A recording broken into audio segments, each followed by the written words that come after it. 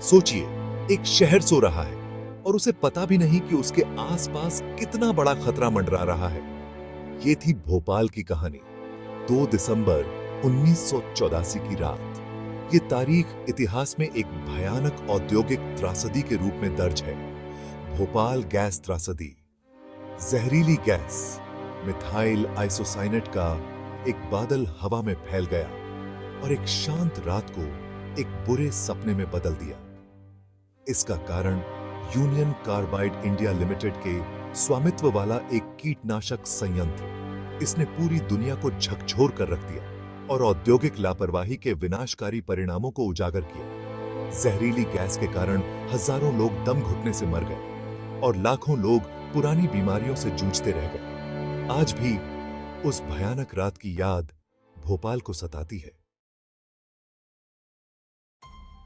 जैसे ही घड़ी ने 2 दिसंबर 1984 की मध्य रात्रि को पार किया, यूनियन कार्बाइड प्लांट में हुई कई घातक गलतियों ने एक श्रृंखलाबद्ध प्रतिक्रिया शुरू कर दी। मिथाइल आइसोसाइनेट के साथ एक खतरनाक प्रतिकारक पानी उस भंडारण टैंक में प्रवेश कर गया जिसमें घातक रसायन था। दबाव और गर्मी तेजी से बढ़ी जिससे जहरीली गैस का रिसाव हुआ। जल्द ही पके हुए अनानास की तीखी गंध वाला एक घना सफेद बादल पूरे शहर में छा गया। भोपाल में दहशत फैल गई। लोग आंखों में जलन और घुटन की सनसनी के साथ जागे। जहरीली गैस उनके फेफड़ों में भर गई और वे हांफने लगे। अफरा तफरी मच गई क्योंकि निवासी कई अपने नाइटोवियर में अदृश्य हत्यारे से बचने के लिए सड़कों पर भागे। माता पिता अपने खांसते हुए बच्चों को लेकर भागे, इस उम्मीद में कि वे घातक बादल से आगे निकल जाएंगे। लेकिन उस मौन हत्यारे से बचना संभव नहीं था, जो घरों में दरारों और दरारों से रिश्ता हुआ सोते हुए परिवारों को जहर दे रहा था। भोपाल गैस त्रासदी में भारतीय रेलवे की भूमिका बहुत बहस का विषय रही है। Railway line union carbide plant के पास से गुजरती थी और कई चश्मदीद गवाहों ने बताया कि गैस रिसाव के पहले पीड़ितों में रेलवे कर्मचारी भी शामिल थे। क्या रेलवे इस आपदा को रोकने या कम करने में भूमिका निभा सकता था? क्या फैक्ट्री से चेतावनी के संकेतों को नजरअंदाज कर दिया गया था? त्रासदी ने औद्योगिक सुविधाओं और रेलवे जैसी आवश्यक सेवाओं के बीच बेहतर संचार और समन्वय की आवश्यकता को उजागर किया। प्रभावी संचार और त्वरित कार्रवाई जीवन और मृत्यु के बीच का अंतर हो सकती है। गैस रिसाव के बाद की सुबह भोपाल अकल्पनीय तबाही के दृश्य के साथ उठा। सड़कें लाशों से पटी पड़ी थीं। पुरुष, महिलाएं, बच्चे और जानवर, सभी को मौन हत्यारे ने अपना शिकार बना लिया था। मौत की दुर्गंध से भरी हवा में अपनों को खो चुके लोगों का रोना गूंज रहा था।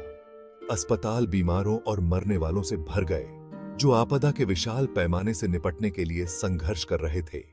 तत्काल प्रभाव भयावह था, लेकिन त्रासदी के दीर्घकालिक परिणाम और भी विनाशकारी साबित हुए।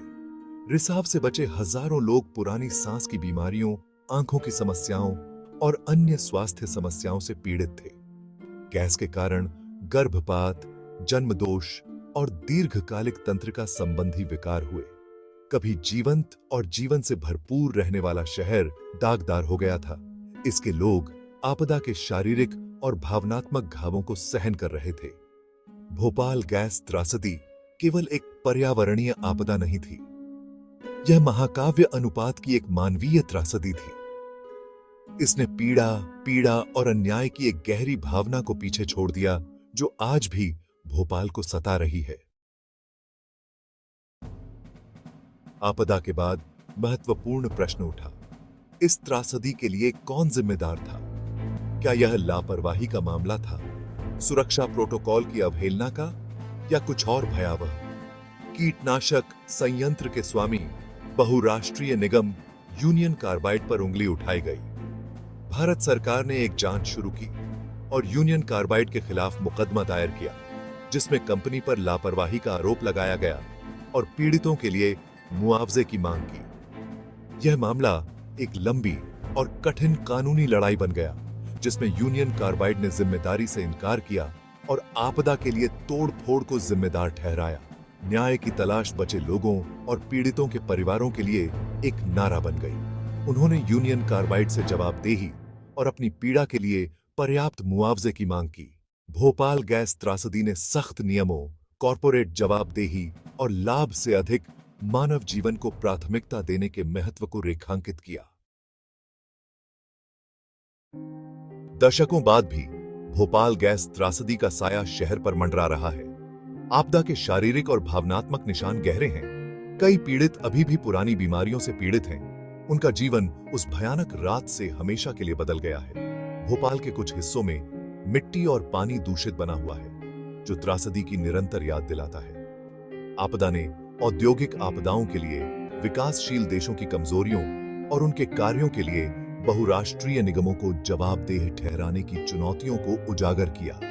बचे लोगों के लिए पर्याप्त मुआवजे और चिकित्सा देखभाल की लड़ाई जारी है, जो ऐसी आपदाओं की मानवीय कीमत और ठीक होने की लंबी राह की कड़ी याद दिलाती है।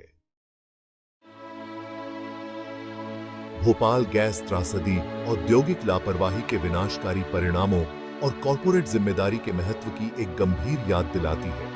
इसने दुनिया को अनियंत्रित औद्योगिकरण की मानवीय कीमत और सख्त सुरक्षा नियमों और नैतिक प्रथाओं की तत्काल आवश्यकता का सामना करने के लिए मजबूर किया। त्रासदी ने भारत और विश्व स्तर पर औद्योगिक सुरक्षा मानकों और आपदा प्रबंधन प्रोटोकॉल में महत्वपूर्ण बदलाव लाए। इसने सामुदायिक तैयारियों, पूर्व चेतावनी प्रणालियों और औद्योगिक दुर्घटनाओं के लिए त्वरित और प्रभावी प्रतिक्रियाओं की आवश्यकता के महत्व को रेखांकित किया। भोपाल गैस त्रासदी केवल एक आपदा की कहानी नहीं है, यह लचीलापन की कहानी है। न्याय के लिए एक समुदाय के संघर्ष और सुरक्षित भविष्य के लिए उसकी लड़ाई की कहानी है। यह एक ऐसी कहानी है जिसे बार बार बताया जाना चाहिए, यह सुनिश्चित करते हुए कि भोपाल से सीखे गए सबक कभी न भुलाए जाएं और ऐसी त्रासदी फिर कभी न दोहराई जाए। देखने के लिए धन्यवाद। अगर आपको यह वीडियो मददगार और जानकारी पूर्ण लगा तो इसे लाइक करें और हमारे चैनल को सब्सक्राइब करना न भूलें। आपका समर्थन हमें बेहतर वीडियो बनाने और आप जैसे दर्शकों तक पहुंचने में मदद करता है।